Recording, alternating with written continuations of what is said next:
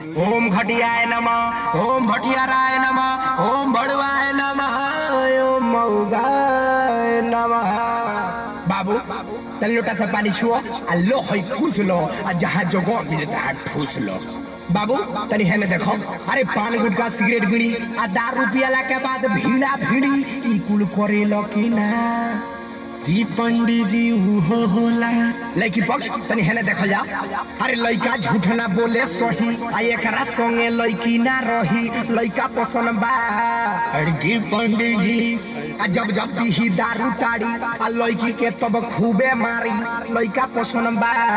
जी पंडित जी अरे टीबी कैंसर से ही मरी आ लड़की तहार विधवा करी, लड़का पसंद बा।